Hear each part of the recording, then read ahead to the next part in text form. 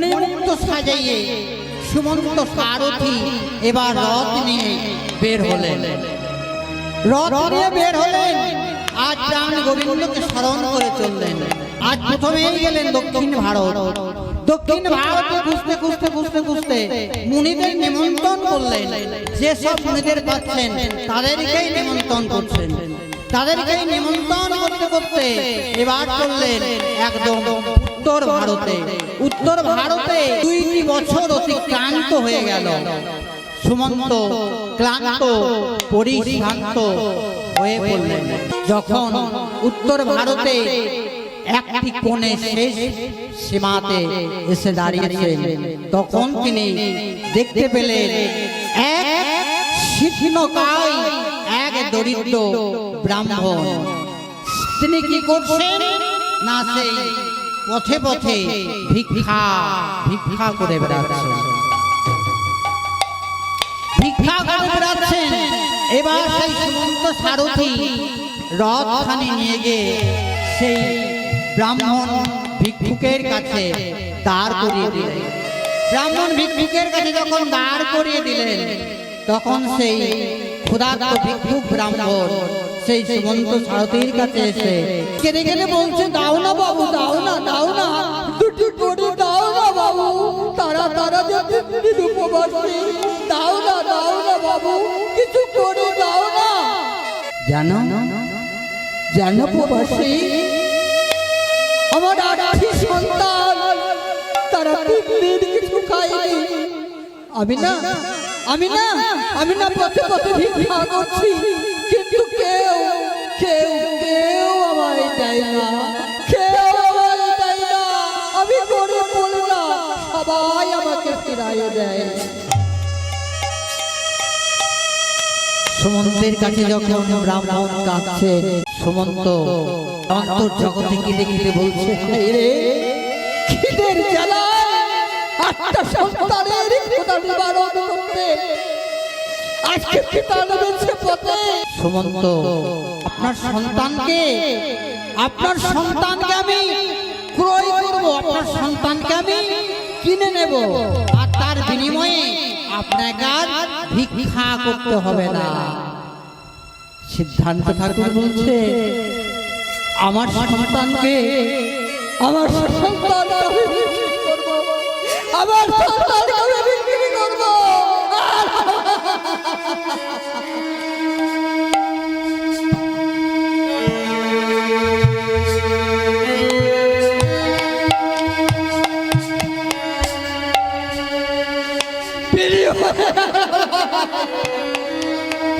ভিক্ষা করতে হবে না।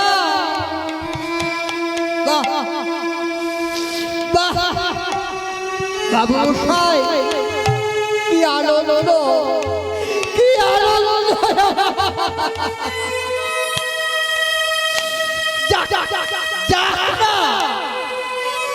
একটা সন্তান গেল, আমার এখনো 7টা সন্তান থাকবে। তাদের মুখে তো খাবার তুলে দিতে পারো। চলো চলো, আর দেরি করো না, আর দেরি করো না, আমার সন্তানকে তোমাকে দেখি।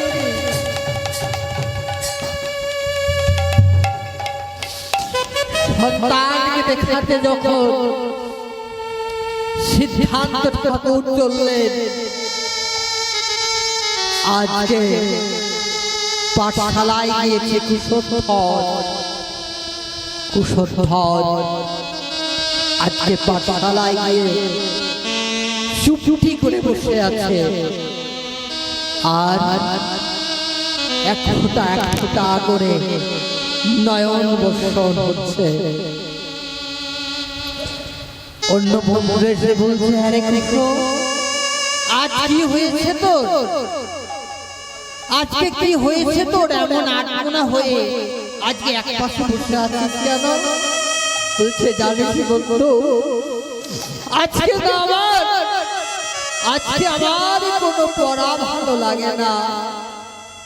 আমি কাল রজনীতে একটা কুস্বপ্ন দেখেছি। কুস্বপ্ন? বলছে হ্যাঁ। কি কুস্বপ্ন দেখেছি? আমি আমি আমি বলবো, আমি বলবো। বলছে বল না। জানিস বন্ধু, আমার পিতা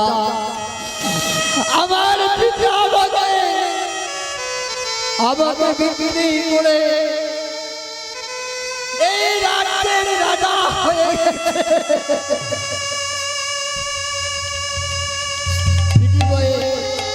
পৃথিবীতে শুধু আমি হারিয়ে গেছি। বলছে দূর দূর পাগল, এ তোর মিথ্যা।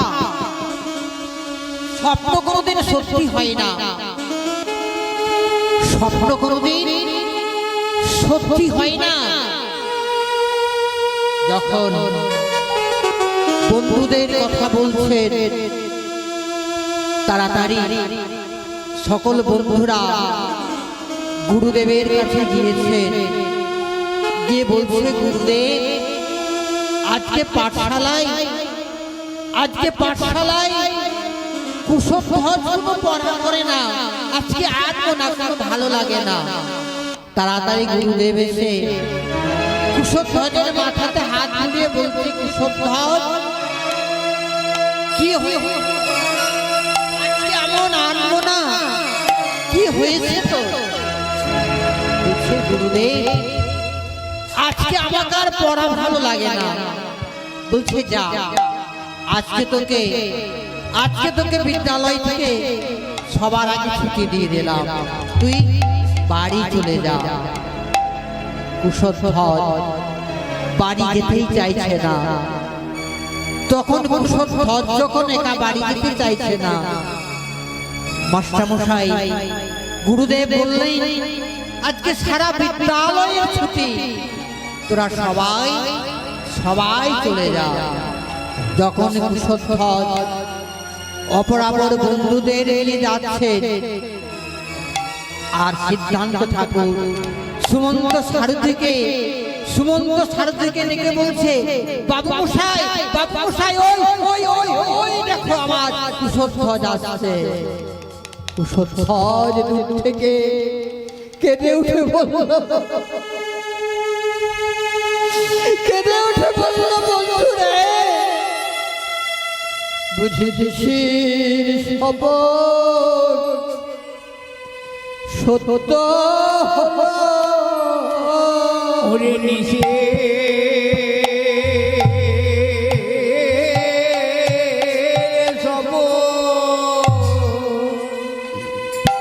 ও সবরে সত্যি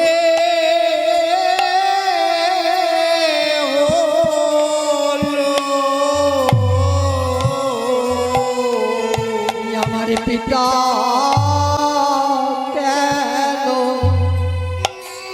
কেন নিতে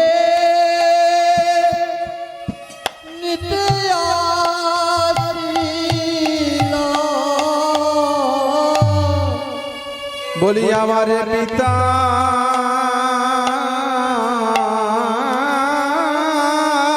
কেন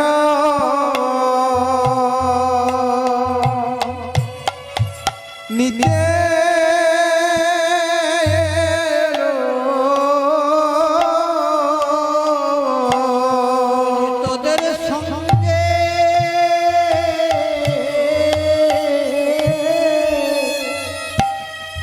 আমার এই শেষ দেখা আমার পিতা কেন নিতে বলে তোদের সঙ্গে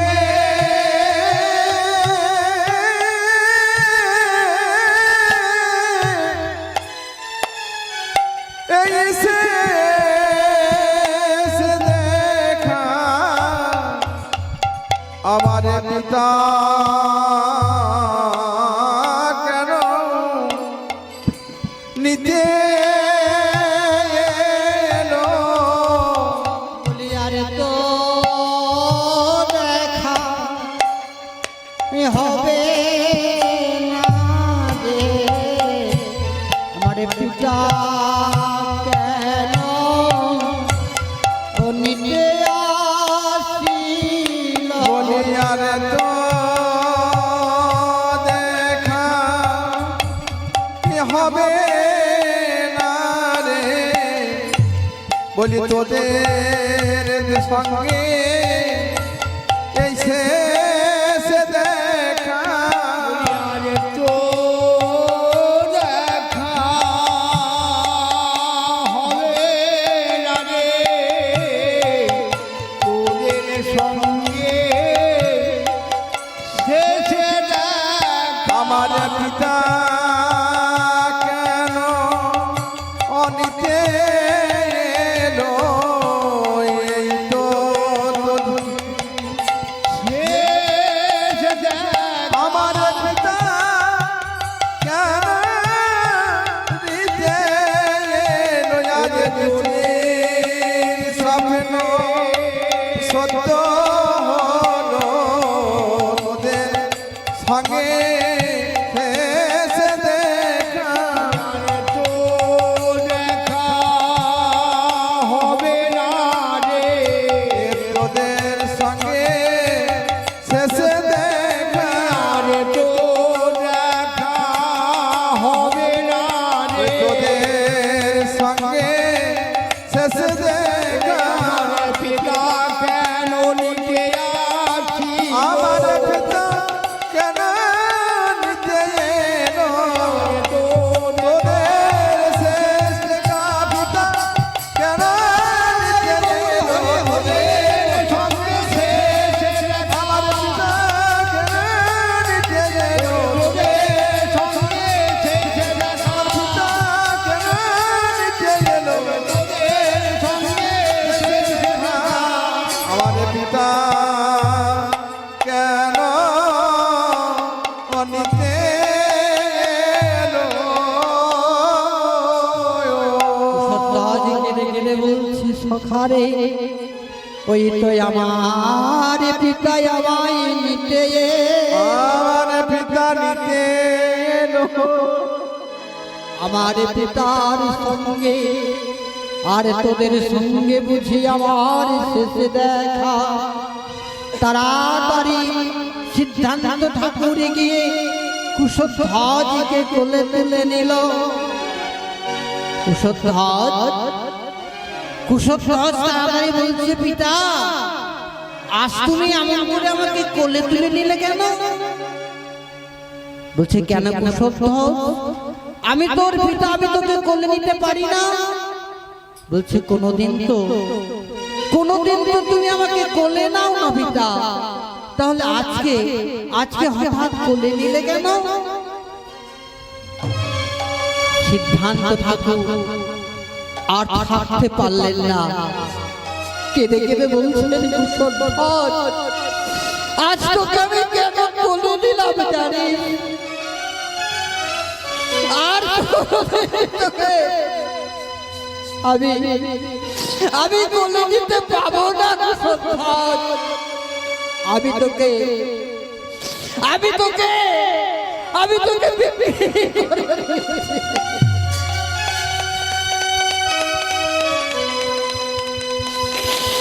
এ কি শোনালে না?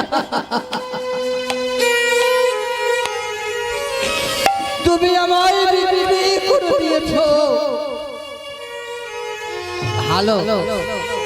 ভালোই করেছো আমি গেলেও আরো 7টি সপ্তাহ থাকবে আমি আর তোমার কাছে কোনোদিন বলবো না বাবা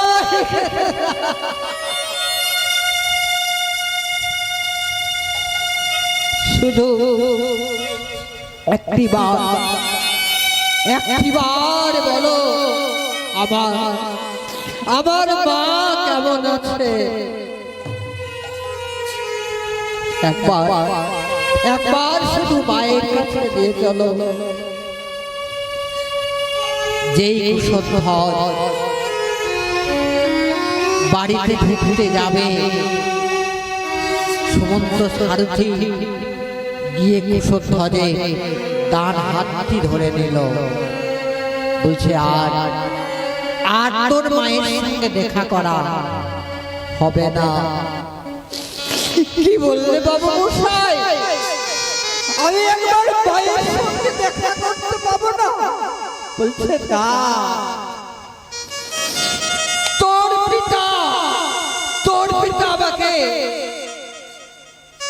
লক্ষ লক্ষ মনে মুক্ত দিয়ে অর্ধেক রাজত্ব দিয়ে আমার হাতে তোকে বিক্রি করে দিয়েছে। আর তোর মায়ের কাছে যাওয়া হবে না।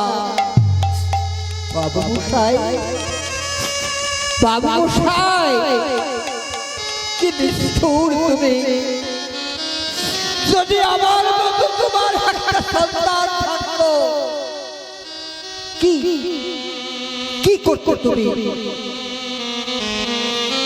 সুমন্ত সারথি তিনিও কেঁদে উঠলেন।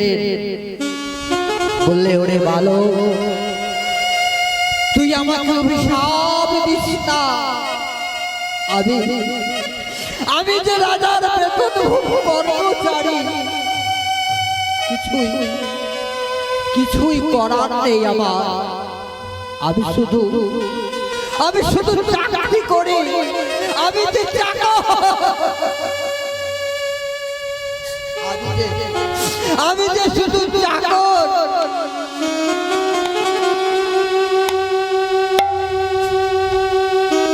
চলো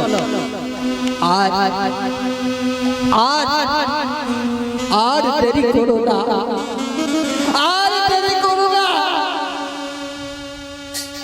পিতা স্বর্গ, পিতা ধর্ম, পিতা ধর্ম হে পরম তপ,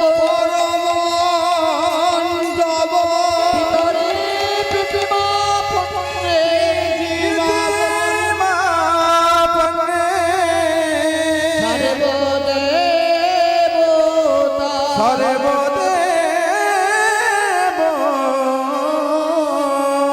ভূমি গরিয়সী মাতা স্বর্গ উচ্চতর পিতা, জননী জন্মভূমিশ্চ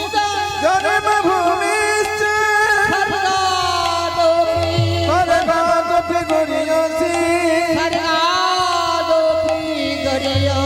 স্বর্গতপি গরিয়সী।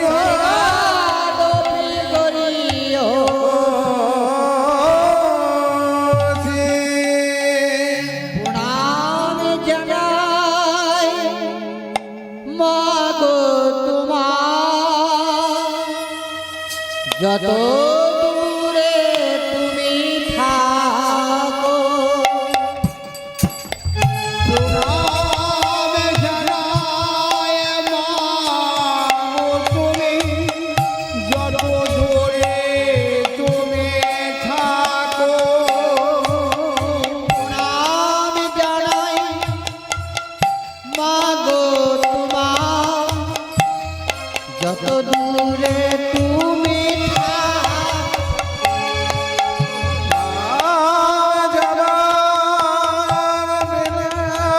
তুমি মাগো, তুমি কত দূরে তুমি থাকো। শেষ বেলাতে যাবার সময় আমার কথা রাখো। শেষ বেলাতে যাওয়ার সময় আমার কথা রাখো। প্রণাম জানাই মাগো তোমার, যত দূরে তুমি থাকো। আর প্রণাম জানাই মাগো তুমি, যত দূরে তুমি থাকো। প্রণাম জানাই মাগো তুমি, যত দূরে তুমি থাকো। হরে কৃষ্ণ। আমরা একদম অতি সংক্ষেপে একটু গৌরবতার সাধন করলাম। আজকে যে সাধ্য বাসর, সেই সাধ্য বাসরটাতে আমরা যে আস্বাদন করব একটি ভক্তলীলা। সেই ভক্তলীলাটি কি না, আমরা অনেকেই বলি নহুষ রাজার সাবমোচন, ভক্তের ভগবান, ভক্তাধীন গোবিন্দ। তো তার আগে আমরা আজকে একটু জানি এই যে সাধ্য বাসরটা, এই সাধ্য বাসরটাই কেন এমন ভক্তলীলা। কারণ আজকের দিনে আমাদের চলে গেলেন, তিনি একজন ভক্ত, তাই আমরা ভগবানের কাছে সেই রূপ তদ্রূপ প্রার্থনা করব। সেই ভক্তের জন্য আরেক ভক্ত কেমন করে আমার গোবিন্দ চরণ সান্নিধ্য লাভ করতে পারে, সেই লীলাটাই আমরা কিঞ্চিত পরিমাণে ব্যাখ্যা করব। তো আজকে এই যে লীলা, এই লীলার বিষয়বস্তুটা কি না, বিষয়বস্তুটা হচ্ছে রাজা নহুষ, তিনি ব্রহ্ম সাপে জর্জরিত। তিনি প্রতিশ্রুতি ভঙ্গ করেছিলেন, প্রতিজ্ঞা ভঙ্গ করেছিলেন, শপথ ভঙ্গ করেছিলেন। তার সেই শপথ ভঙ্গ করার দায়ে তার নরকবাস হয়েছিল, এবং সেই নরক থেকে তিনি কিরূপে উদ্ধার হয়েছিলেন, সেই কিয়ৎ বর্ণনা আজকে আমরা আস্বাদন করব। নিতাই গৌর হরি হরি বল। তাহলে আজকে আমাদের এই বৃন্দাবন ধামের অবস্থাটি কেমন না, বৃন্দাবন ধামের অবস্থাটি হচ্ছে একদিন সকালবেলা রাজা নহুষ প্রত্যেক দিন প্রচুর প্রচুর লোককে দান করেন। তিনি কেমন করে দান করেন না, যে যা চাই তাকে তাই অকাতরে দান করে যায়। যখন সেই লাইনে দাঁড়িয়ে সারিবদ্ধভাবে রাজা নহুষ সকলকে দান করছেন, আর এদিকে হয়েছে কি, নহুষ না মেতে রাজা অযোধ্যাতে ছিল, নহুষ নামে রাজা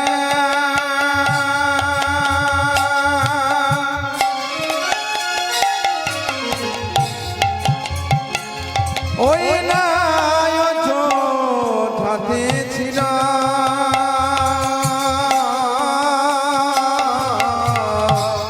নহুষ না মেতে রাজা অযোধ্যাতে ছিল, নহুষ নামে নামেতে রাজা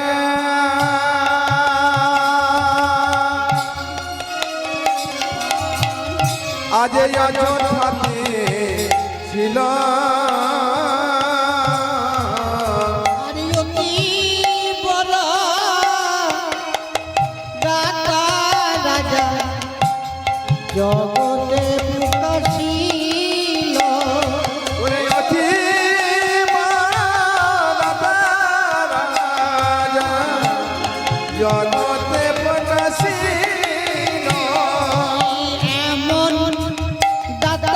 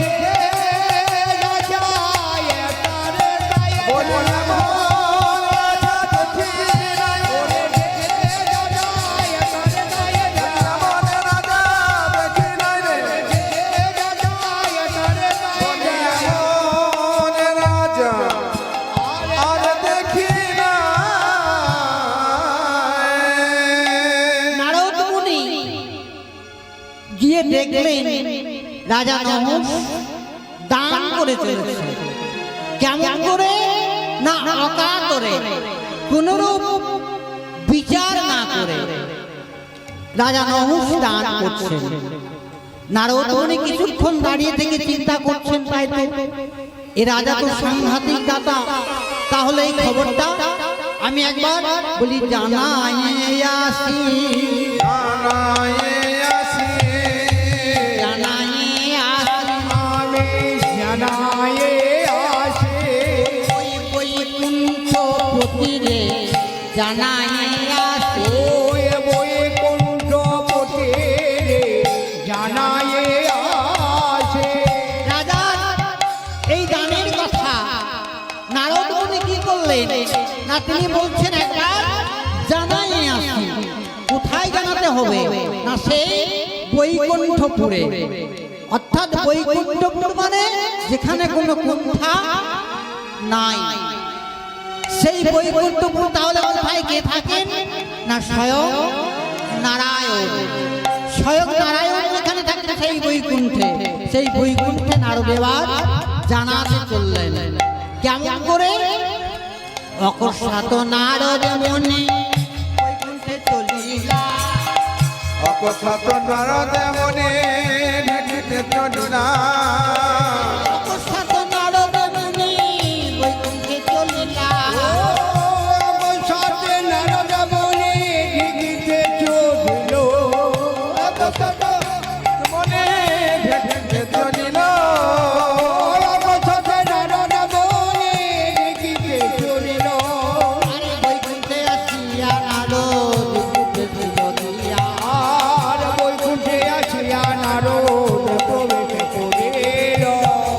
নারদ মুনি এসে বৈকুণ্ঠে এসে বলছে জয় জয় প্রভুর জয় হোক, জয় জয় প্রভুর জয় হোক, জয় জয় প্রভুর জয় হোক।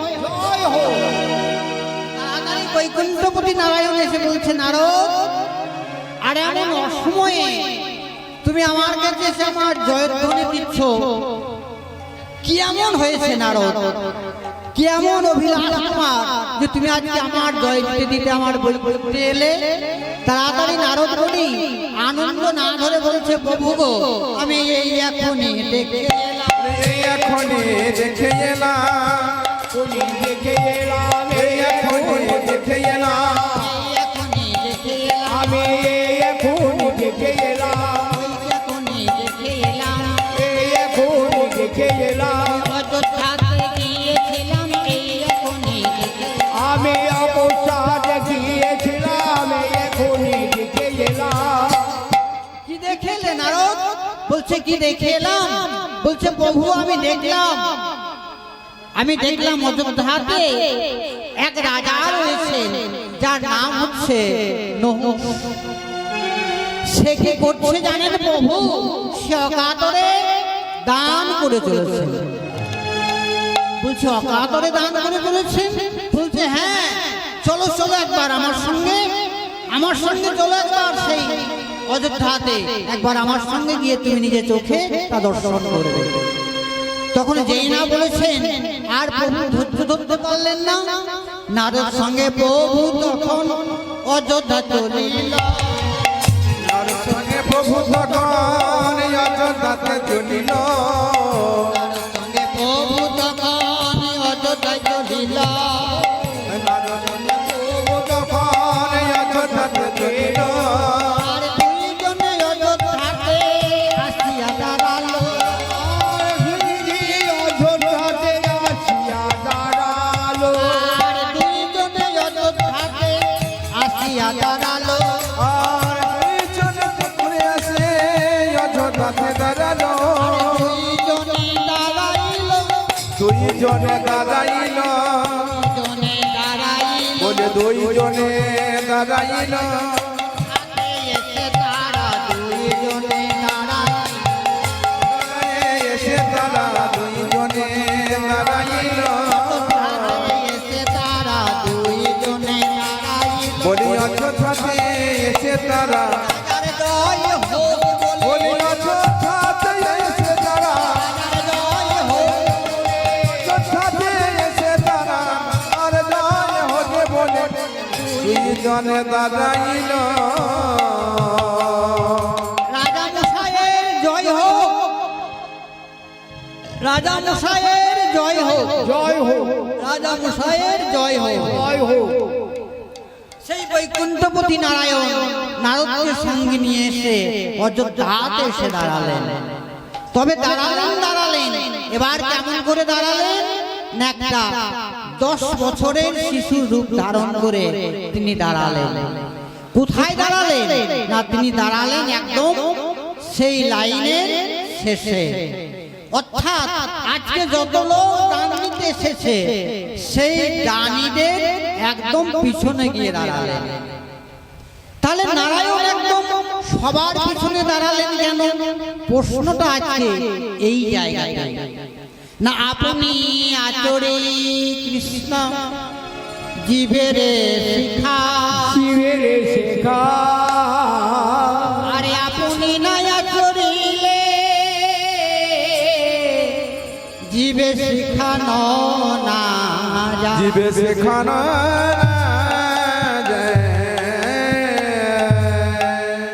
তাই আমাদের যে একটা বিধি, আমাদের যে একটা সিস্টেম, একটা রুল রয়েছে, অর্থাৎ আমাদের যদি আমরা পরবর্তী একটা করে লাইনে ধরে না দাঁড়াই তাহলে আমাদের বিধি ভঙ্গ করা হবে। তাই ভগবান তিনি দেখলেন আমি যদি বিধি ভঙ্গ করি তাহলে জগতের লোকে কেউ বিধি মানবে না। তাই তিনি কি করলেন না, 10 বছরের শিশুর রূপ ধারণ করে সবার পিছনে দাঁড়ালেন।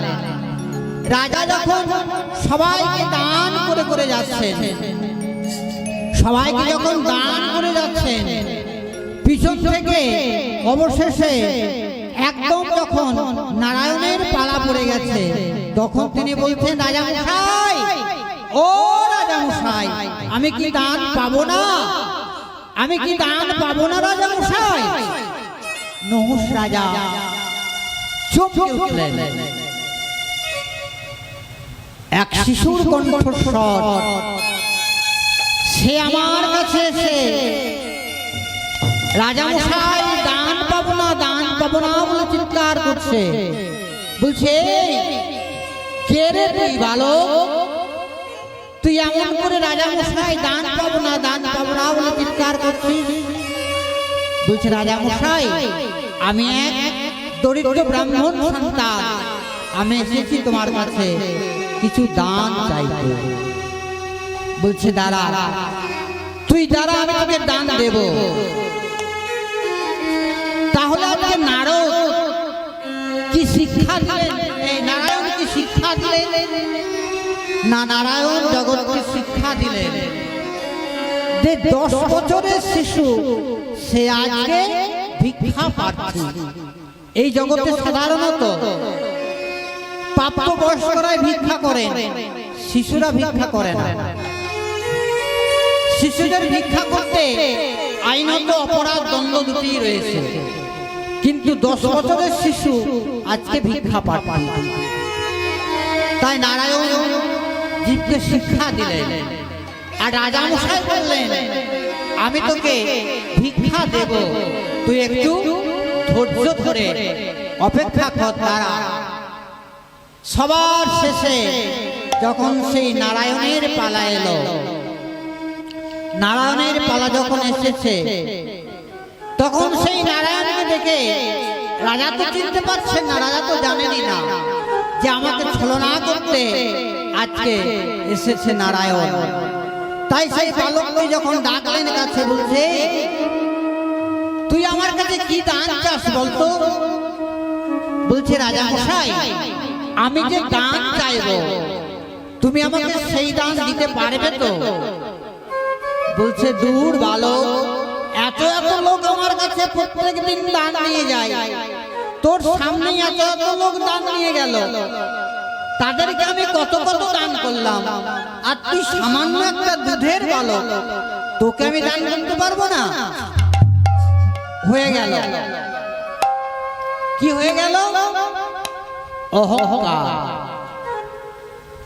রাজার মনে অহংকার হয়ে গেল যে আমি এত এত লোককে দান করেছি, এতদিন দান করে যাচ্ছি, আর আজকে তুই সামান্য একটা দুধের বালক, তুই আমার কাছে দান চাইতে এসেছিস, আর আমি তোকে দান করতে পারবো না? বলছে রাজা মশাই খুব সাবধান, আমি বলি খুব সাবধান। বলছে কেন? তুই সামান্য দুধের বালক আমাকে সাবধান করিস? কি চাস তুই? বলছে রাজা মশাই কি চাই আমি মুখে কথা বললে হবে না, আমি যা চাই তুমি শপথে করে বলো দেখি। শপথ করে বলো দেখে, করে বলো দেখি, শপথ করে বলো দেখে, চাইবো তাই দিবে, শপথ করে বলো দেখি। তুমি যা চাইবে তাই দেবে, শপথ করে বলো দেখে, চাইবে তাই দেবে শপথ করে বলো দেখি। যা চাইবে তাই দেবে, শপথ করে বলো দেখে, চাইবো তাই দিবে, শপথ করে বলো দেখি। বলে যা চাইবে তাই দেবে শপথ করে বলো দেখি। তাই দিবে, শপথ করে বলো দেখি। তুমি যা চাইবো তাই দেবে, সত্য করে শপথ করে, চাইবে তাই দেবে, সত্য করে শপথ করো, বলে যা চাইবে তাই দেবে সত্য করে শপথ করো, শপথ করে বলো দেখি। তাহলে তুমি 300 করছো? বলছে হ্যাঁ, তুই যা চাইবি আমি তোকে তাই দেব, তাই দেব, তাই দেব। তখন বলছে রাজা তুমি একবার ভেবে চিন্তে বললে, আমি তোমার কাছে তেমন কোনো বস্তু চাইবো না, আমি তোমার কাছে কি চাইবো জানো? ওগো 3 হাত জমি দান দাও তুমি, 3 হাত ভূমি দান দাও তুমি, 3 হাত ভূমি দান দাও তুমি। করো রাজা আজ শপথ কর রাজা,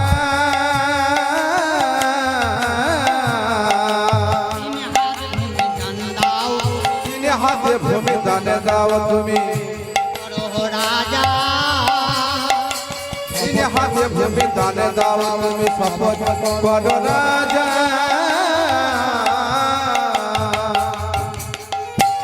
বলছে 3 হাত জমি দান দাও তুমি, শপথ করো হে রাজা। বলছি এ আবার কেমন দান হলো? তুই মাত্র 3 হাত জমি চাইবি আমার কাছে, তো আমি তোর কাছে শপথ করেই তো বলেছি তোকে আমি 3 হাত জমি দেবই দেবই দেব। বলছে রাজা কিন্তু খুব সাবধান, ওই জমি তুমি পরশিবে যেদিন, তোমার নরকে হইবে সাজা। হইবে সাজা, তুমি ভেবে চিন্তে দেখেছ রাজা, ওই জমি পরশিবে যেদিন, তোমার নরকে পাইবে সাজা। আমার কে পাইবে সাজা। তুমি আমাকে 3 হাত জমি দান করছো, তো সেই 3 হাত জমি যখন তুমি দান করছো, সেই 3 হাত জমিতে তুমি তোমার জীবদ্দশাতে আর পা দিতে পারবে না। যদি তুমি কোনো ক্রমে একবার সেই জমিতে পা দিয়ে দাও, তাহলে তোমায় নরকগামী হতে হবে। আর যদি একবার নরকগামী হয়ে যাও, একবার নরকগামী হলে তুমি আর উদ্ধার হবে না। বলছে কেন কেন? এই বলো, আমি যদি নরকগামী হই তাহলে উদ্ধার হব না কেন? বলছে উদ্ধার যদি হতে চাও, এই জগতের লোকে তোমাকে আর উদ্ধার করতে কেউ পারবে না। বলছে কেন পারবে না? তোমায় নরমের যোগ্য করতে হবে, তোমায় নরমের যোগ্য করিতে হবে, তোমায় নরমের যোগ্য করিতে হবে, নরমের যোগ্য করতে হবে। তোমায় নরমের যোগ্য করিতে হবে, তার হতে চাইলে তোমায় নরমের যোগ্য করতে হবে। চাইবে তাই তোমার নরম যোগ্য করিতে হবে, চাইলে তোমায় নরমের যোগ্য করতে হবে। চাইবে তাই তোমার নরম যোগ্য করতে হবে। তুমি উদ্ধার হতে পারবে, কিন্তু সেই কাজটা বড় কঠিন হবে। কি কাজ জানো? তোমাকে নরমের যোগ্য করতে হবে।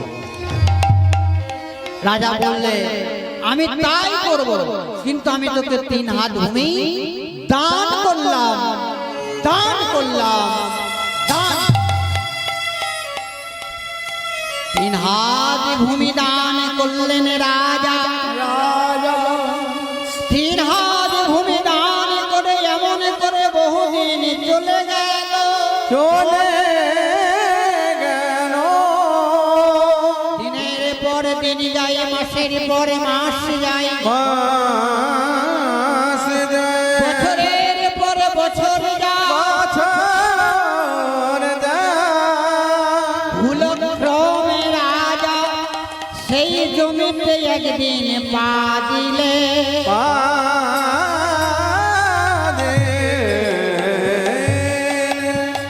যেই না জমিতে পা দিয়েছেন রাজা, সেই দান করা জমিতে রাজার হঠাৎ চৈতন্য হয়ে গেল, আমি তো ভুল করেই বসলাম,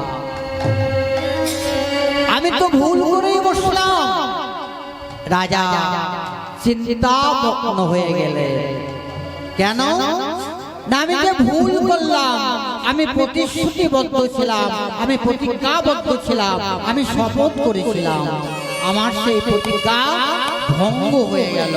তাহলে এখন উপায় কি? রাজা চিন্তাগ্রস্ত হয়ে পড়লেন।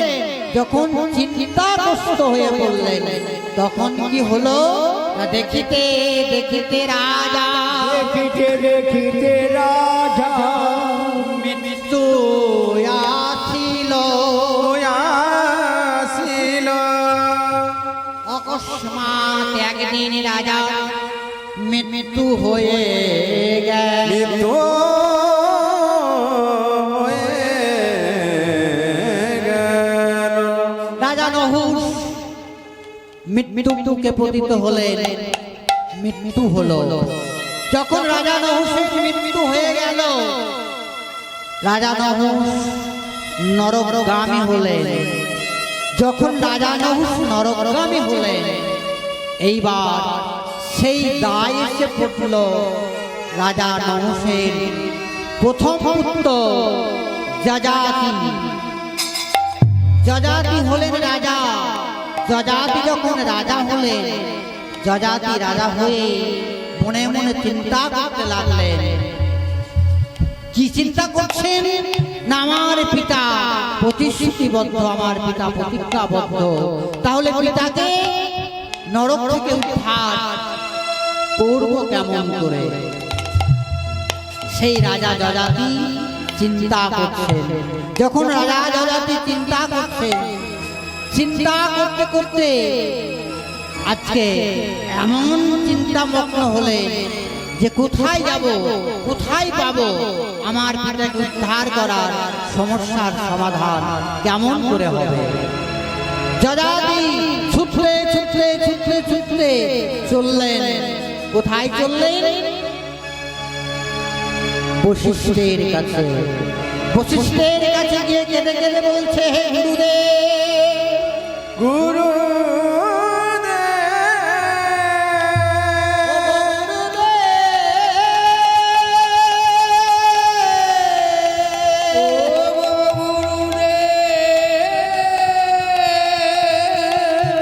আমায় বলে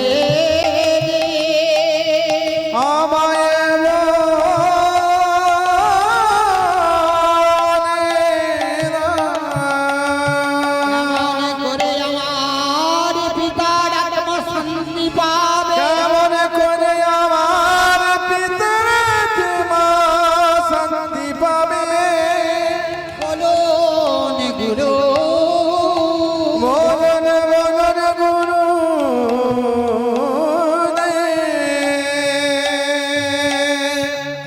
বশিষ্ঠ বলছেন, হে রাজন, হে যযাতি, কি তোমার অভিপ্রায়, কি অভিপ্রায় নিয়ে তুমি আমার কাছে এসেছো? তোমার মনের কথা আমার কাছে তুমি খুলে বলো। তখন বললেন, যযাতি যখন বললেন সব কথা, তখন বলছে, হে গুরুদেব, তাহলে আমাকে কি করতে হবে আপনি আমাকে বলুন। তাড়াতাড়ি হাত শাস্ত্র খুলতে লাগলেন বশিষ্ঠ মুনি। যখন তার শাস্ত্রের পাতা খুলছেন, পাতা খুলতে খুলতে বলছেন, শোনো, তুমি এক কাজ করো, তুমি অশ্বমেধ যজ্ঞ করো, তুমি গোমেধ যজ্ঞ করো, তুমি ছাগমেধ যজ্ঞ করো।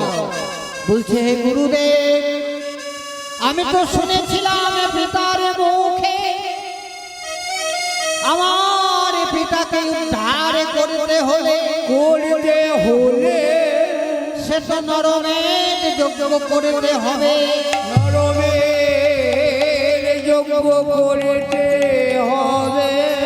বশিষ্ঠ বলছে, না না রাজন, তুমি এটা করতে পারো না, তুমি নরমেধ যজ্ঞ করতে পারো না, নরমেধ যজ্ঞ বড় কঠিন, নরমেধ যজ্ঞ তুমি করতে পারো না, পারবে না, পারবে না।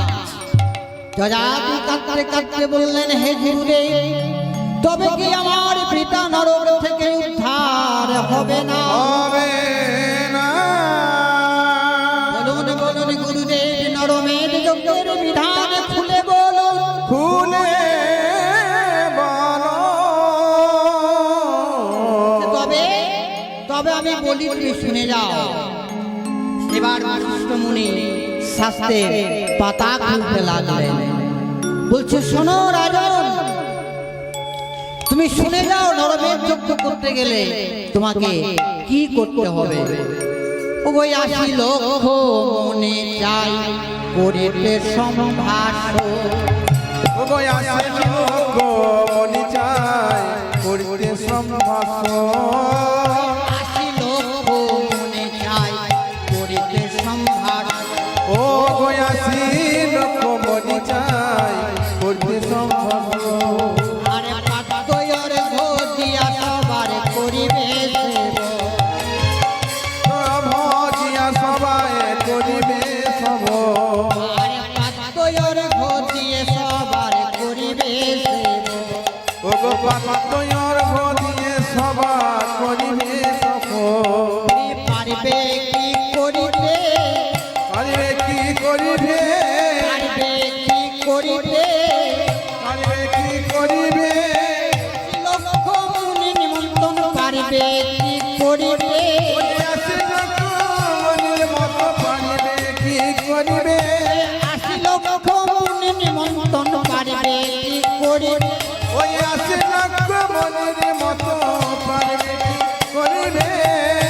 রাজন, তোমাকে 80 লক্ষ মুনি নিমন্ত্রণ করতে হবে, আর সেই 80 লক্ষ মুনি সেই চরণ ধৌত করতে হবে পাদ্য অর্ঘ্য দিয়ে। তুমি কি পারবে? বলছে, মুনিবর, আমি পারবো, আপনি এরপর বলুন। বলছে, এরপর ওগো স্বর্ণ থালা স্বর্ণ ঝাড় আরো সোন রাজা, আরে তো লালা স্বর্ণ থালা স্বর্ণ ঝাড় আরো সোন রাজা। আরো লালা স্বর্ণ থালা চাই আর স্বর্ণ ঝাড়ি চাই। 80 লক্ষ তুমি যে মুনি নিমন্ত্রণ করবে, সেই 80 লক্ষ মুনির জন্য 80 লক্ষ স্বর্ণ থালা চাই, আর 80 লক্ষ স্বর্ণের থালার সঙ্গে 80 লক্ষ স্বর্ণ ঝাড়ি চাই। তাহলে 80 লক্ষ মুনিকে সংগ্রহ করতে হবে। তার সঙ্গে কি করতে বললেন না, 80 লক্ষ স্বর্ণ থালা কিনতে হবে, আর 80 লক্ষ স্বর্ণ ঝাড়ি। ঝাড়ি মানে কি? ঝাড়ি মানে যেখান থেকে সেই কমণ্ডল বলি না, জল বের হয়, যাতে করে জল দিয়ে পরিধৌত করা হয়, সে 80 লক্ষ স্বর্ণ ঝাড়ি। বলছে, আমি পারবো। বলছে, তুমি পারবে? বলছে, হ্যাঁ আমি পারবো। বলছে, এরপর আর কি বিধান আছে বলুন। বলছে, এরপর যে বিধান আছে সেই বিধানটা তুমি শুনলে হয়তো চমকে যাবে। ও গো 42 যোজনের যজ্ঞ পুরি দেবেন রে মানে করি,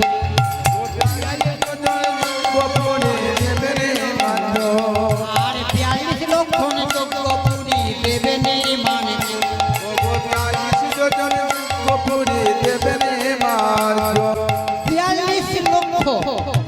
42 42 যোজন যজ্ঞপুরী তুমি দেবে নির্মাণ করি। তাহলে যদি 1 যোজন অঙ্কের ভাষায় যদি 1 যোজনকে আমরা 1.5 মাইল করে ধরি, অনেকটা অঙ্কের ভাষায় গেলে অনেকটা ভাঙতে হবে, অত ভাঙছি না, আমি মোটামুটি হিসাবটা বলছি। যদি অঙ্কের ভাষায় 1 যোজনকে 1.5 মাইল করে গোনা হয়, তাহলে 42 যোজন যজ্ঞপুরী নির্মাণ করতে কত মাইল লাগবে? কত আসছে মোবাইলে? 1.5 মাইল করে 42 যোজনের 63 মাইল, তাহলে 63 মাইল করে চারিদিক, হ্যাঁ চারিদিক 42 যোজন এই যজ্ঞপুরী নির্মাণ করতে হবে। তাহলে কত দূর পর্যন্ত হবে? যদি 63 মাইল হয় তাহলে বাড়ি থেকে মোল্লারপুর পর্যন্ত যজ্ঞপুরী নির্মাণ করতে হবে। তাহলে বলছে এটাও আমি পারবো, বলছে এটাও তুমি পারবে, বলছে তারপরে এরপর বিধান বলো, বলছে এরপর বিধান, সেই বিধানটা শুনলে তুমি আর পারবে না। বলছে এরপর কি বিধান? আপনি বলে যান মুনিবর। বলছে এরপরে বিধান হচ্ছে, তুমি শুনলেই চমকে যাবে। ও গই অষ্টম গর্ভে অষ্টম বর্ষে বিদ্যের নন্দ, অষ্টম গর্ভে অষ্টম বৎসর বিদ্যের নন্দ, আরে অষ্টম গর্ভে অষ্টম বর্ষ বিদ্যের নন্দ, ও গই অষ্টম গর্ভে অষ্টম বর্ষ বিদ্যের নন্দ, আরে অষ্টম গর্ভের অষ্টম বর্ষের বিদ্যের নন্দ,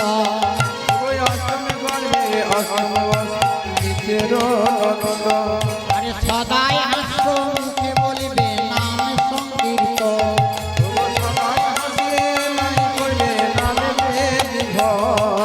সদাই হাস্য মুখে বলিবে নাম সংকীর্ত,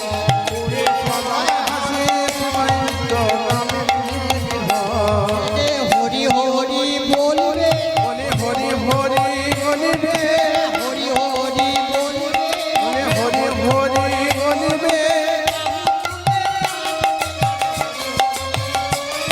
ওরে বাহু তুলে নাচিবে আর হরি হরি বলিবে, ওরে বাহু তুলে নাচিবে আর হরি হরি বলিবে, সদাই হাস্য মুখে বাহু তুলে নাচবে, সদাই হাস্য বলিবে, হরি হরি বলে, সবাই হাসতে গাইবে, হরি হরি হরি বলে, সবাই নৃত্য করিবে, হরি হরি হরি বলে, সবাই কৃষ্ণ কৃষ্ণ, হরি হরি হরি বলে, সবাই হরি হরি বলে, হরি হরি হরি বলে, বাহু তুলে নাচিবে, হরি হরি বলিবে।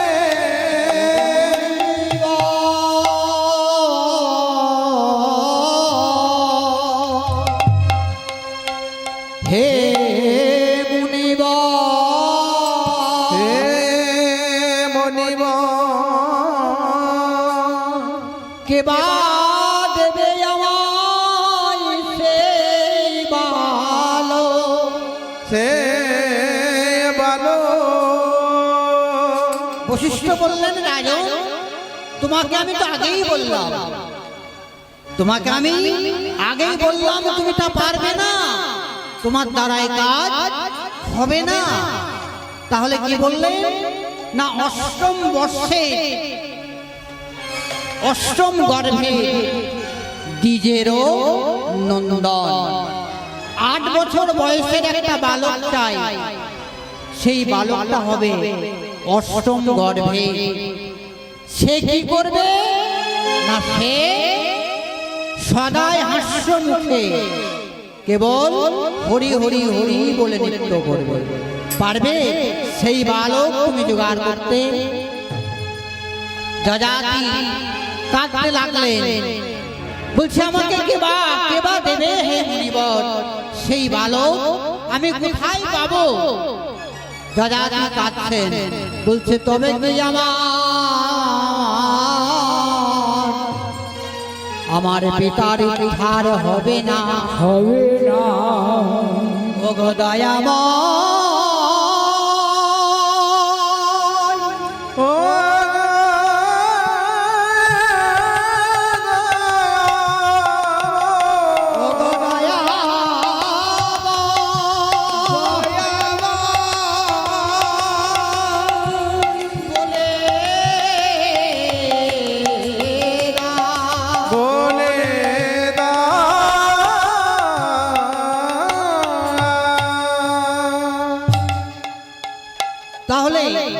আজকে যজাতির মধ্য দিয়ে এই জীবকে কি শিক্ষা দিয়ে গেলেন?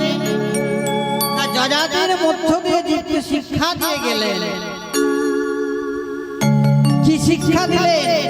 না আজকের দিনে চলে গেলেন আমরা সবাই একদিন যাব, সবাই প্রত্যেকেই জগতে যখন সন্তান সন্ততি উৎপাদন করে চলেছি, তাই ভাগবত সেই কথাই উত্থাপন করলেন যে আমাদের প্রত্যেককে যাবার সময় আমাদেরও ওই পুত নামক নরকে যেতে হবে।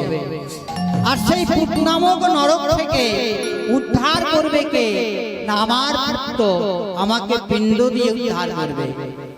তাহলে জীবকে শিক্ষা দিলেন কি? না আমরা যদি সেই সৎপুত্র উৎপাদন করে রেখে যেতে পারি, তাহলে একদিন আমাকে তারা পিণ্ড দিয়ে এই পুত নামক নরক থেকে উদ্ধার করবে।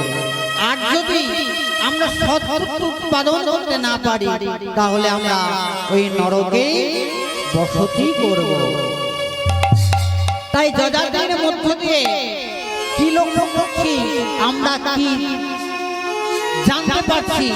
না যজাতি ছিলেন রাজা নহুষের একজন সৎপুত্র।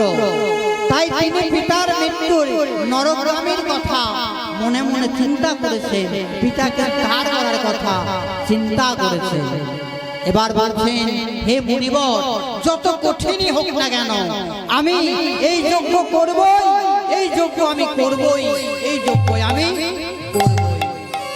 সমুদ্রের ডাকে তবে কাছেতে আনিয়া, সমুদ্রের আমি তবে কাছেতে আনিয়া, সমুদ্রের ডাকে তবে কাছেতে আনিয়া, সমুদ্রের আমি তবে কাছেতে আনিয়া, আর যাও যাও সুমন্ত শিশু খোঁজিয়া,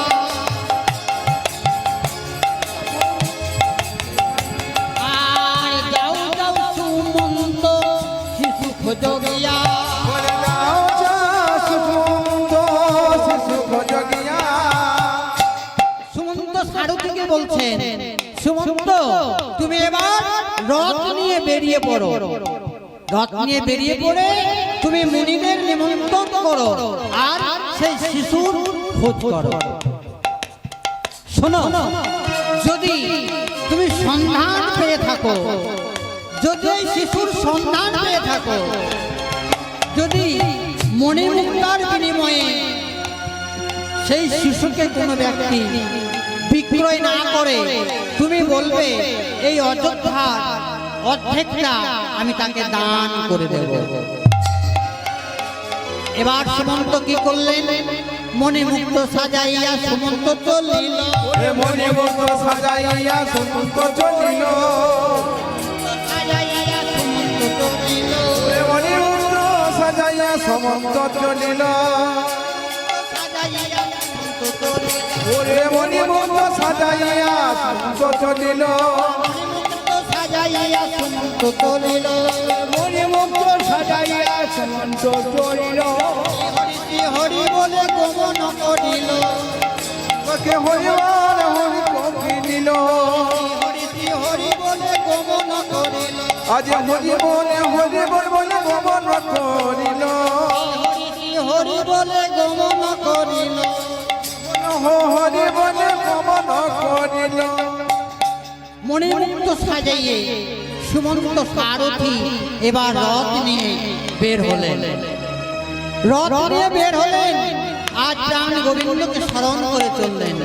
আর যেতে যেতে গাইছেন, হে নন্দ নন্দন হে কৃষ্ণ গোবিন্দ হে, হে দামোদর হে, হে শ্রী মাধব, হে নন্দের নন্দন হে কৃষ্ণ গোবিন্দ হে, হে দামোদর হে শ্রী মাধব, নন্দন হে কৃষ্ণ গোবিন্দ হে, হে দামোদর হে, হে শ্রী মাধব, হে নন্দের নন্দন কৃষ্ণ গোবিন্দ হে দামোদর হে জয় শ্রী মাধব, আদিকং জননাবজ সৈন্দিরা নন্দের নন্দন হে কৃষ্ণ গোবিন্দ হে দামোদর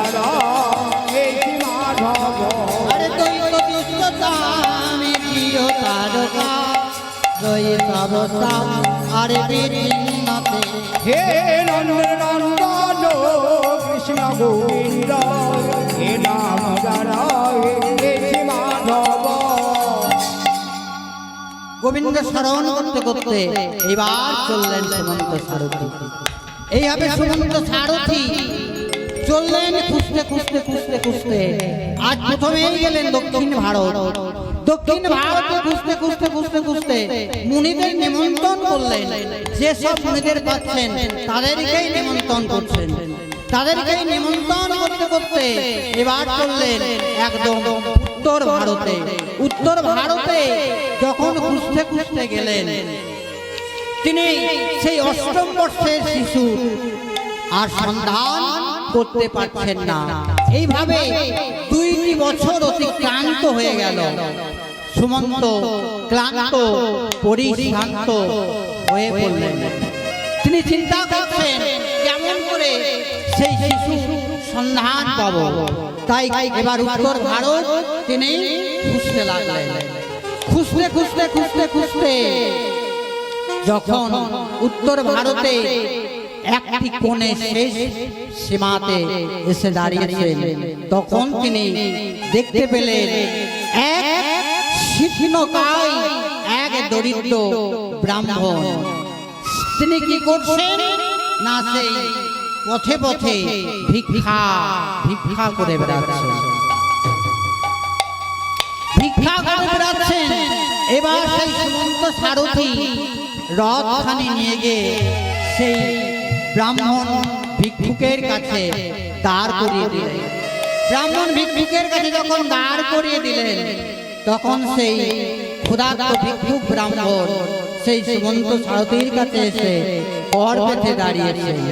কর পেতে দাঁড়িয়ে তার কাছে ভিক্ষা চাইছেন। আমাকে ভিক্ষা দাও, আমাকে ভিক্ষা দাও। আমি দিন ভিখারি আমার নাই করি আমার কিছু করি দাও। আমি দিন ভিখারি নায়ক করি আমায় ভিক্ষা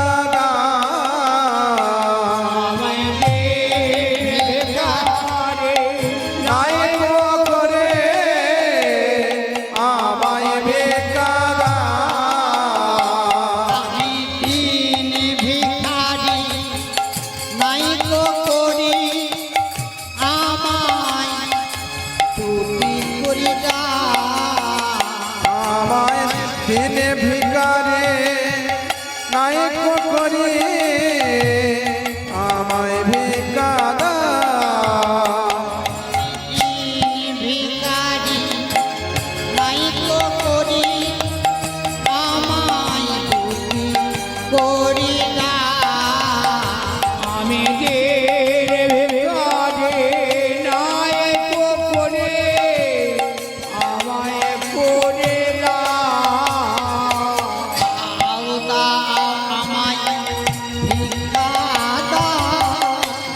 দাও আমায় ভিক্ষা দাও গো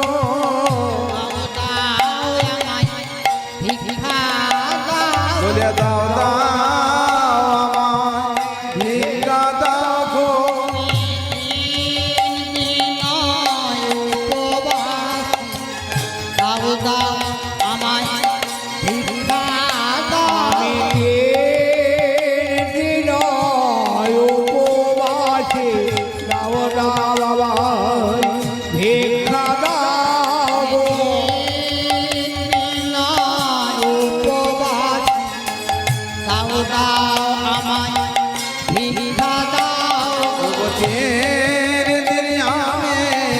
উপবাসী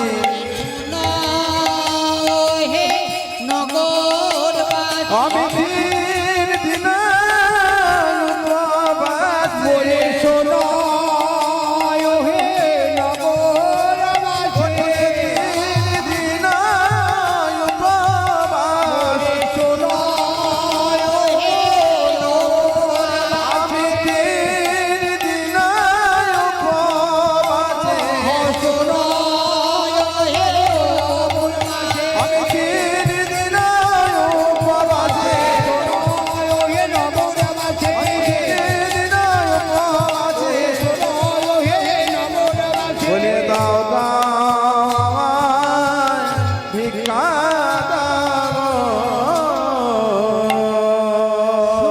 সারথীর কাছে যেই না কর পেতে দাঁড়িয়েছেন ব্রাহ্মণ, সুমন্ত সারথী বলছেন, তবে কি আমার গোবিন্দ এবার মুখ তুলে তাকিয়েছেন?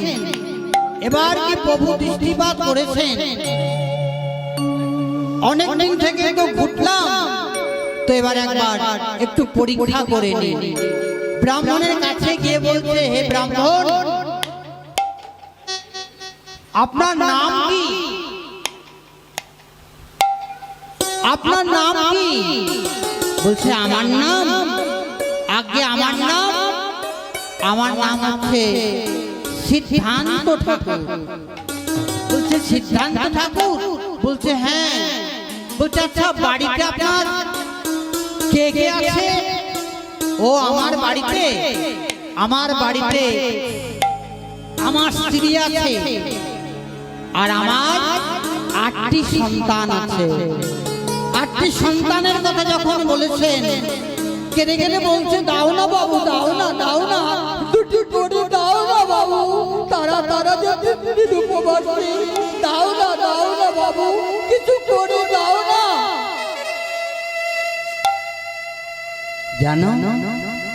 জানো প্রবাসী, আমার 8টি সন্তান, তারা 3 দিন কিছু খায়নি। আমি না পথে ভিক্ষা করছি, কিন্তু কেউ আমায় দেয় না, আমি করে বললাম, সবাই আমাকে ফিরাইয়ে দেয়। সুমন্তের কাছে যখন ব্রাহ্মণ কাঁদছে, বলছে, ঠাকুর মশাই, ও ঠাকুর মশাই, শুনুন, আপনি বললেন আপনার বাড়িতে 8টি সন্তান, না? 8টি সন্তান।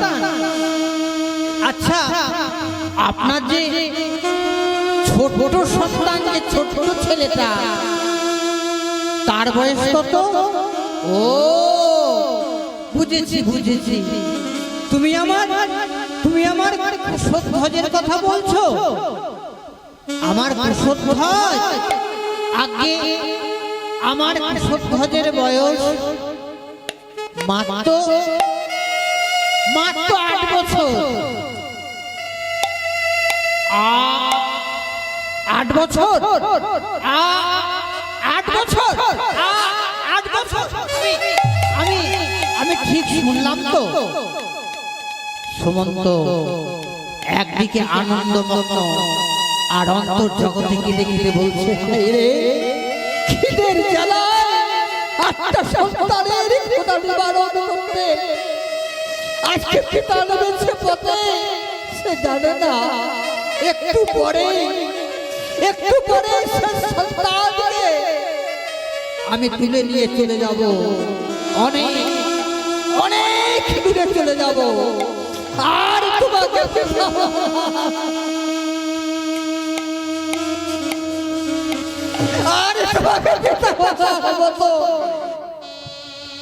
থাকবে না।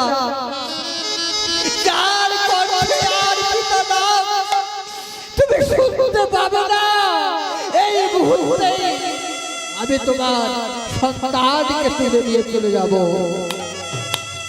বলছে, ঠাকুর মশাই, তোমার সেই সন্তানটা কি যেন নাম বললে? আমার সন্তানটার নাম, তার নাম হচ্ছে কুশধ্বজ। আচ্ছা, তার স্বভাব কেমন? তার স্বভাব শুনবে বাবু মশাই, ওগো যেমন তার কালো বড়, তেমনি তার স্বভাব, ওগো যেমন তার কালো বড়,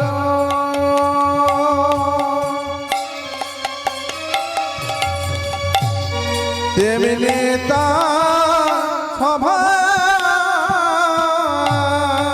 স্বভাব যেমন তার কালো বড় তেমনি তার স্বভাব ও গো যেমন তার কালো বড় তেমনি তার স্বভাব সদাই কৃষ্ণ কৃষ্ণ বলে এই যেন তার ভাব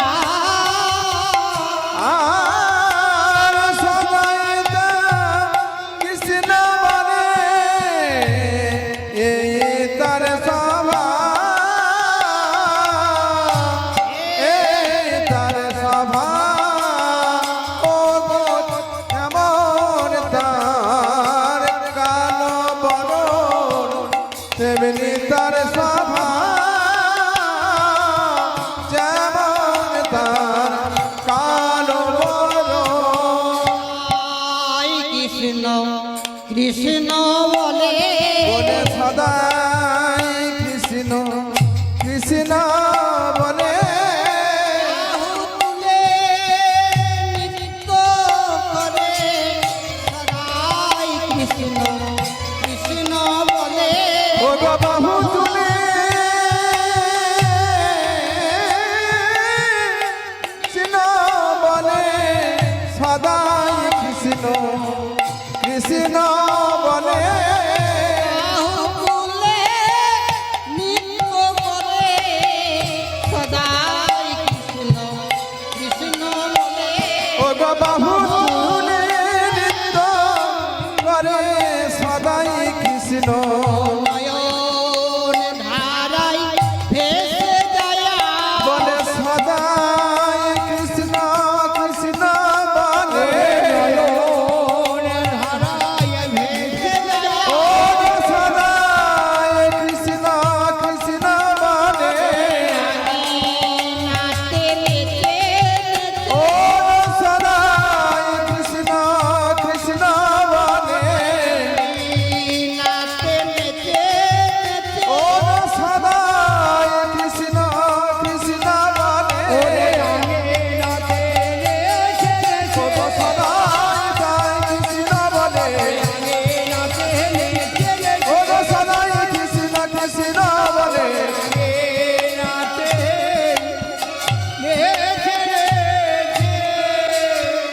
বলছে বাবু মশাই আমার সেই কুশধ্বজ কি করে জানো আমার কুশধ্বজ আঙিনাতে দুটি বাহু তুলে নয়ন হারাতে ভেসে যায় আর কৃষ্ণ কৃষ্ণ কৃষ্ণ বলে সারা আঙিনাতে নেচে নেচে বেড়ায় সে কৃষ্ণ ছাড়া আর কিছুই জানে না সুমন্ত দেখছেন তাহলে আমার এবার সব মিলে গেছে বলছে আচ্ছা আচ্ছা আচ্ছা ঠাকুর মশাই আপনার আপনার সেই আপনার সন্তানকে আমি ক্রয় করব আপনার সন্তানকে আমি কিনে নেব আর তার বিনিময়ে আপনাকে আর ভিক্ষা করতে হবে না সিদ্ধান্ত ঠাকুর বলছে আমার সন্তানকে আমার সন্তানকে আমি বিক্রি করব আমার সন্তানকে আমি বিক্রি করব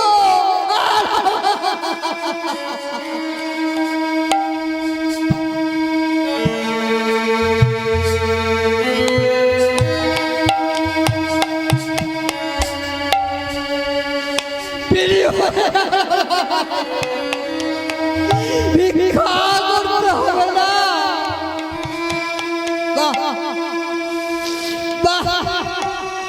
বাবু মশাই কি আনন্দ কি আনন্দ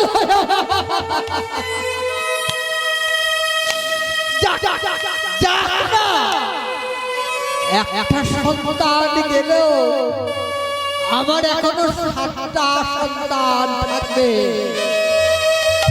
তাদের মুখে তো খাবার তুলে দিতে পারো যা যা চলো চলো আর দেরি করো না, আর দেরি করো না, আমার সন্তানকে তোমাকে দেখি।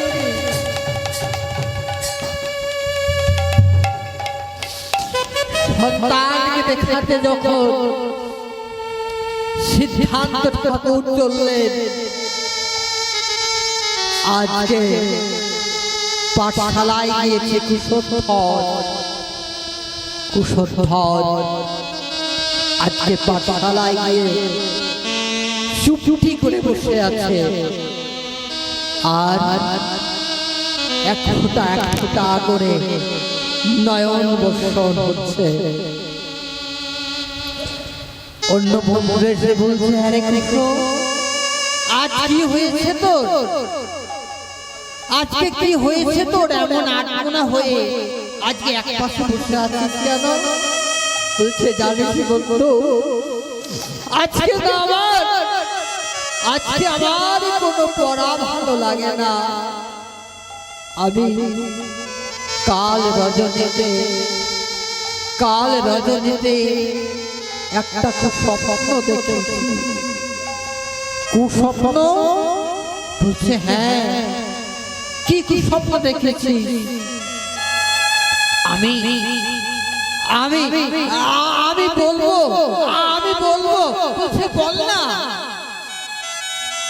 জানিস বন্ধু, আমার পিতা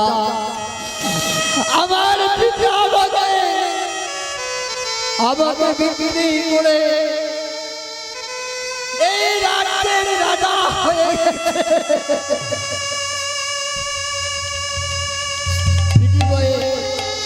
পৃথিবীতে শুধু আমি হারিয়ে গেছি। বলছে, দূর পাগল, এ তোর মিথ্যা। স্বপ্ন কোনোদিন সত্যি হয় না, স্বপ্ন কোনোদিন সত্যি হয় না। যখন বন্ধুদের কথা বলছেন, তাড়াতাড়ি সকল বন্ধুরা গুরুদেবের কাছে গিয়েছেন, গিয়ে বলছে, গুরুদেব, আজকে পাঠশালায় কুশধ্বজ কোনো পড়া করে না, আজকে আর না কোনো ভালো লাগে না। তাড়াতাড়ি গুরুদেব এসে কুশধ্বজের মাথাতে হাত বুলিয়ে বলছে, কুশধ্বজ, কি আজকে এমন আনবো না, কি হয়েছে তো? বলছে, গুরুদেব, আজকে আমাকে আর পড়া ভালো লাগে না। বলছে, যা, আজকে তোকে বিদ্যালয় থেকে সবার আগে ছুটি দিয়ে দিলাম, তুই বাড়ি চলে যা। কুশধ্বজ বাড়ি যেতেই চাইছে না। তখন কুশধ্বজ যখন একা বাড়ি যেতে চাইছে না, মাস্টারমশাই গুরুদেব বললেন, আজকে সারা বিদ্যালয়ের ছুটি, তোরা সবাই চলে যা। যখন কুশধ্বজ অপরাপর বন্ধুদের নিয়ে যাচ্ছে, আর সিদ্ধান্ত ঠাকুর সুমন্ত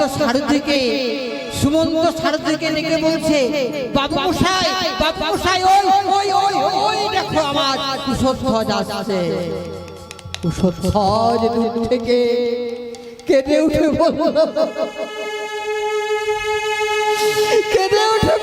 বন্ধু রে, বুঝেছি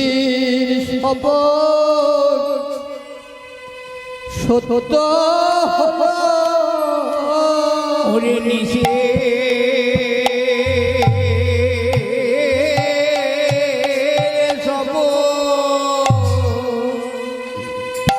ও সবরে সত্যি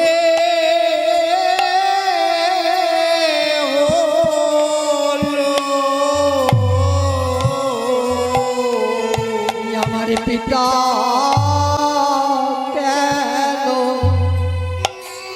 কেন নিতে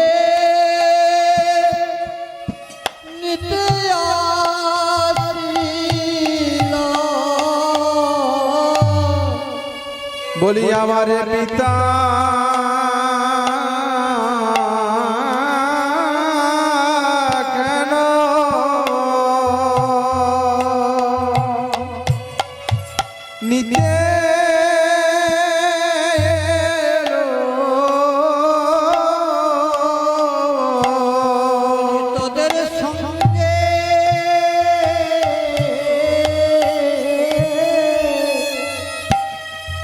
আমার এই শেষ দেখা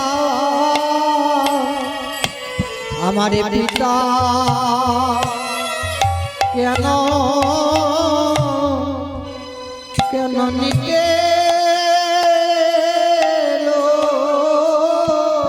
বলে তোদের সঙ্গে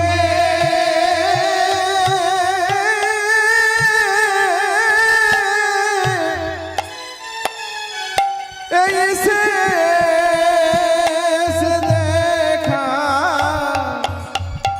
আমার পিতা কেন নিতে এলো বলি আরে তো দেখা হবে না রে আমার পিতা কেন ও নিতে আসিল বলি আরে তো দেখা কি হবে না রে বলি তোদের সঙ্গে এই শেষ দেখা আরে তো দেখা হবে না রে তোদের সঙ্গে শেষে আমার পিতা কেন অনিতে এলো এই তো আমার পিতা কেন নিতে এলো আজ দুনির স্বপ্ন সত্য হলো তোদের সঙ্গে শেষ দেখা তো দেখা হবে না রে তোদের সঙ্গে শেষ দেখা রে তো দেখা হবে না রে তোদের সঙ্গে শেষ দেখা পিতা কেন নিতে আসি আমার পিতা কেন নিতে এলো তোদের শেষ দেখা পিতা কেন নিতে এলো তোদের সঙ্গে শেষ দেখা আমার পিতা কেন নিতে এলো তোদের সঙ্গে শেষ দেখা আমার পিতা কেন নিতে এলো তোদের সঙ্গে শেষ দেখা আমার পিতা কেন অনিতে এলো সত্যাজি কেঁদে কেঁদে বলছি সখারে ওই তো আমার পিতা আমায় নিতে আমার পিতা নিতে এলো আমার পিতার সঙ্গে আর তোদের সঙ্গে বুঝি আমার শেষে দেখা তাড়াতাড়ি সিদ্ধান্ত ঠাকুর গিয়ে কুশধ্বজকে কোলে তুলে নিল। কুশধ্বজ তাড়াতাড়ি বলছে পিতা আজ তুমি এমন করে আমাকে কোলে তুলে নিলে কেন? বলছে কেন কুশধ্বজ আমি তোর পিতা আমি তোকে কোলে নিতে পারি না? বলছে কোনোদিন তো তুমি আমাকে কোলে নাও না পিতা, তাহলে আজকে হঠাৎ কোলে নিলে কেন? সিদ্ধান্ত ঠাকুর আর থাকতে পারলেন না, কেঁদে কেঁদে বলছিলেন কুশধ্বজ আজ তোকে আমি কেন কোলে নিলাম জানিস? আর তোকে আমি কোলে নিতে পাবো না কুশধ্বজ। আমি তোকে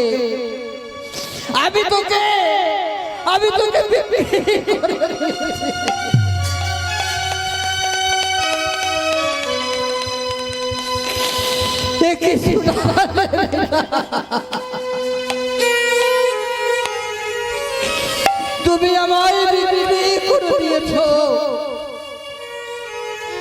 ভালো, ভালোই করেছো, ভালোই করেছো। আমি গেলেও আরো আরো 7টি সন্তান থাকবে। আমি আর তোমার কাছে কোনোদিন বলবো না বাবা খেতে দাও, বাবা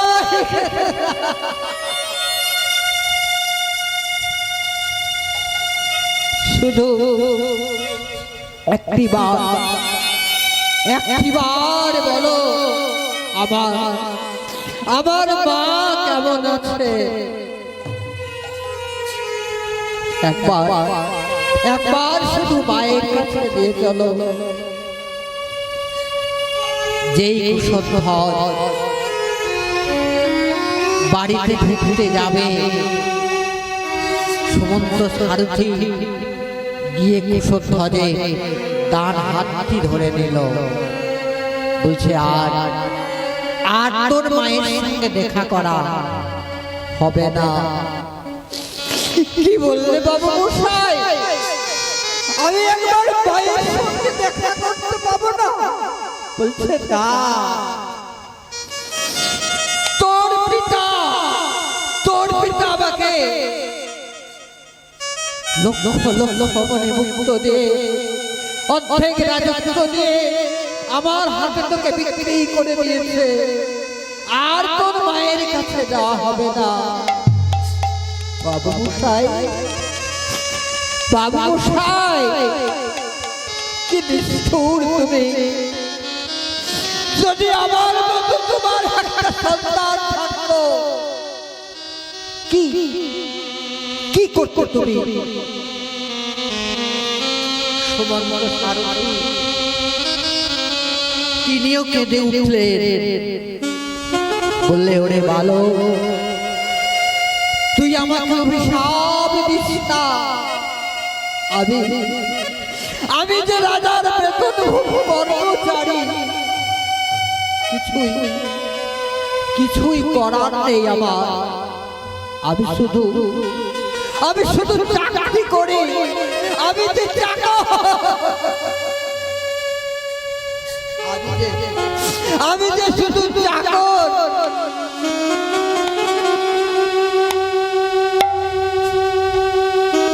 চলো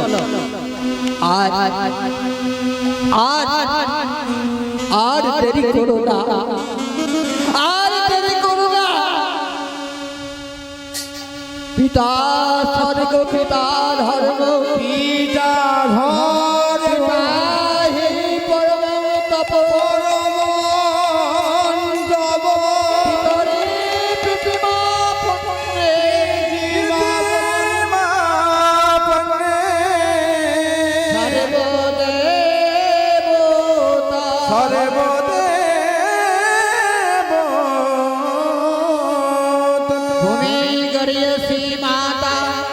সারে গোবিন্দর পিতা জননী জন্মভূমিস্থ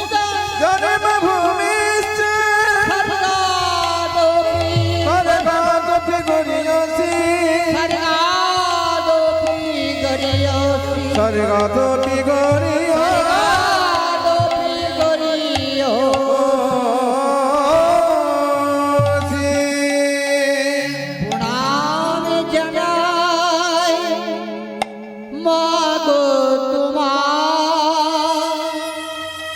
যত দূরে তুমি থাকো, তুমি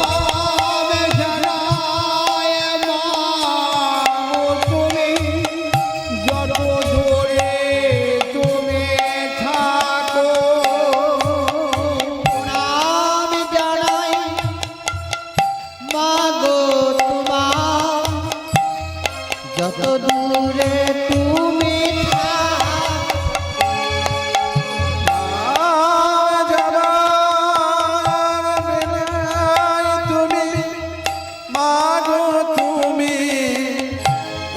দূরে তুমি থাকো। শেষ বেলাতে যাবার সময়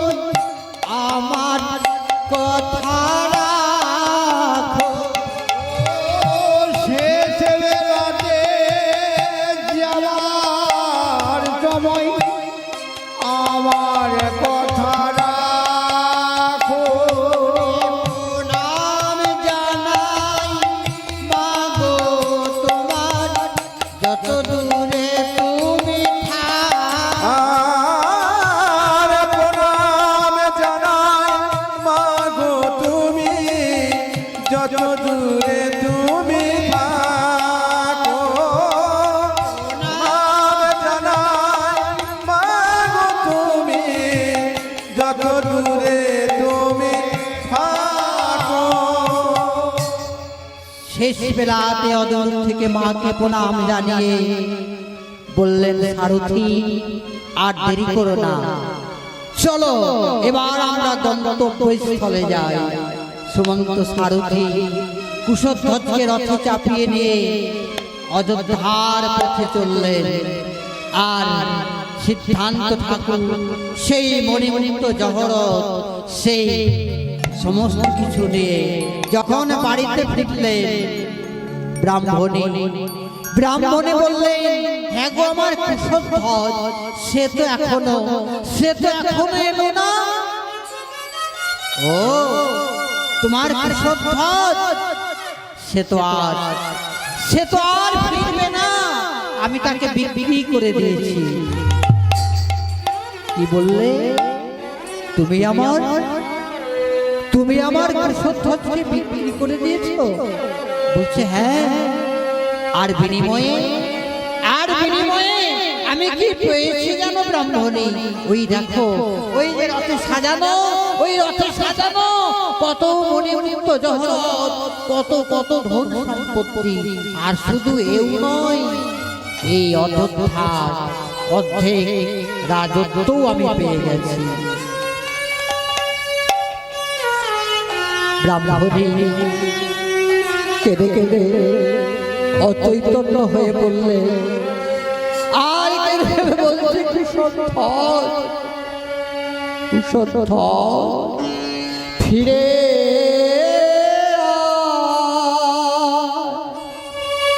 ফিরে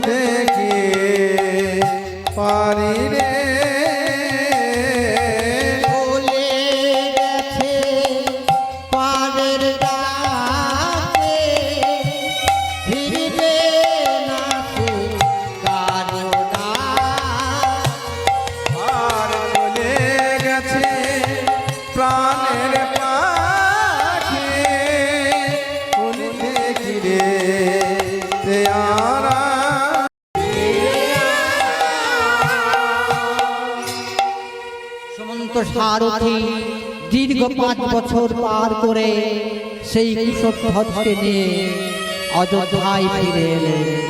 অযোধ্যায় যখন ফিরে এলেন, চারিদিকে লোক ঝেপে দেখতে এলো কুশধ্বজকে দেখলেন।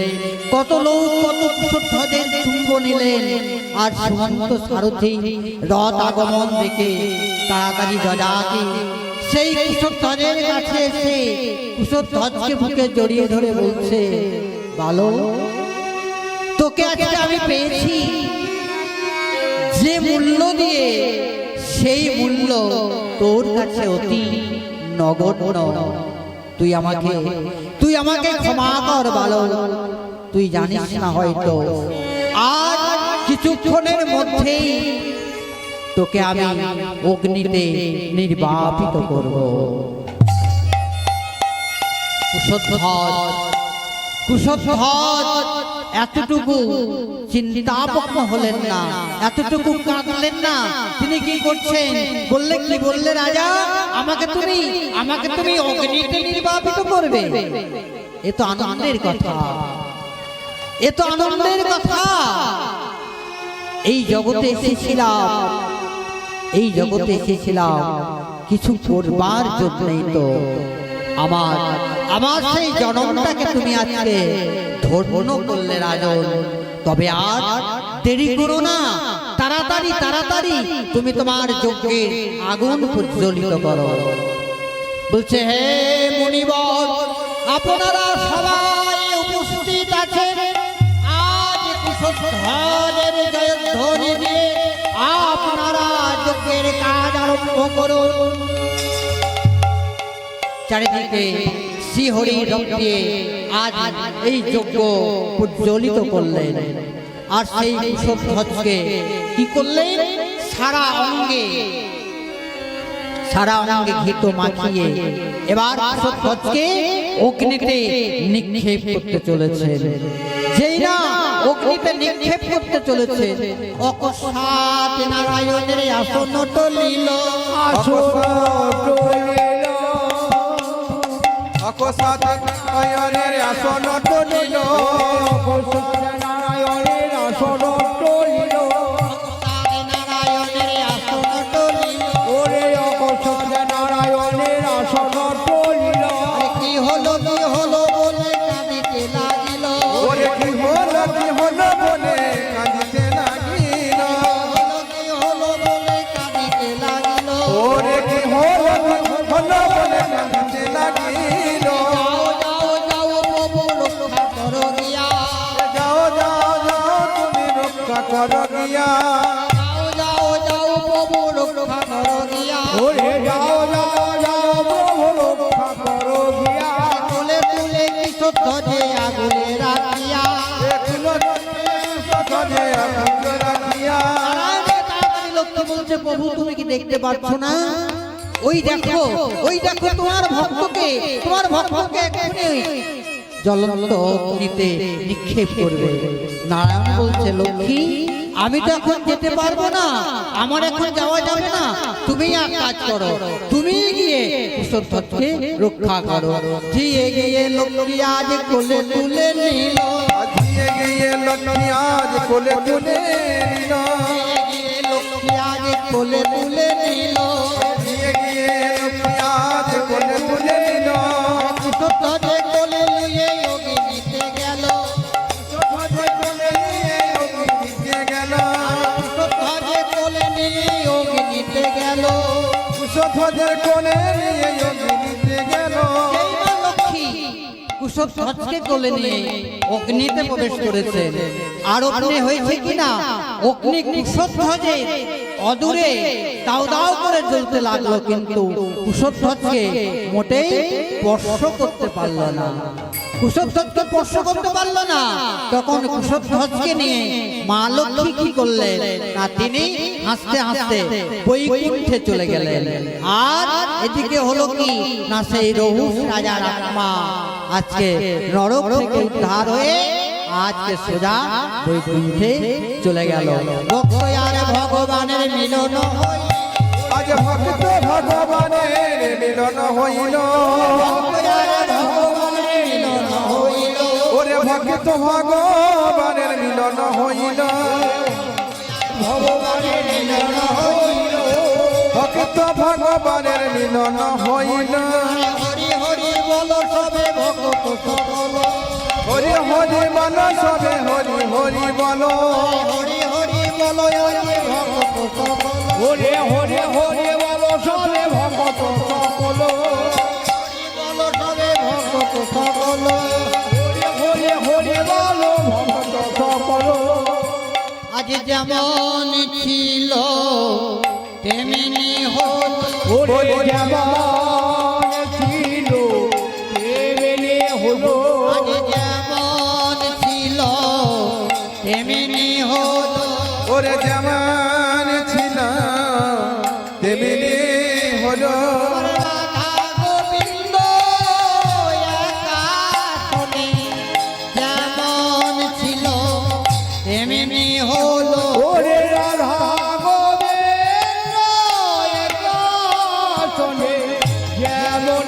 দিল এমনি হলো রাধা গোবিন্দ একাশনে যেমন ছিল তেমনি হলো। ওরে রাধা গোবিন্দ একাশনে হরি হরি হরি ওরে রাধা গোবিন্দ একাশনে হরে হরে হরে বলে রাধা গোবিন্দ একাশনে হরে হরে হরে বলে রাধা গোবিন্দ একাশনে হরে হরে হরে বলে রাধা গোবিন্দ একাশনে হরে হরে হরে বলে যেমন ছিল তেমনি হলো ভগবানের মিলন হলো। আজকে যে বিদেহী আত্মা আমাদের থেকে অনেক দূরে চলে গেছে, যাকে আমরা আর কোনোদিন পাবো না, ভগবানের পাদপদ্মে প্রার্থনা করব, হে গোবিন্দ, হে রাধা মাধব, সেই বিদেহী আত্মা যেন তোমার চরণে ঠাঁই হয়। নিতাই গৌর হরি হরি বল। হরি হরি হরি হরি হরি বল। জয় রাধে রাধা গোবিন্দ বল। জয় রাধে রাধা গোবিন্দ বল জয় রাধে রাধা গোবিন্দ বল জয় রাধে রাধা গোবিন্দ বল জয় রাধে জয় রাধে জয় রাধে জয় রাধে জয় রাধে জয় রাধে জয় রাধে জয় রাধে জয় রাধে জয় রাধে জয়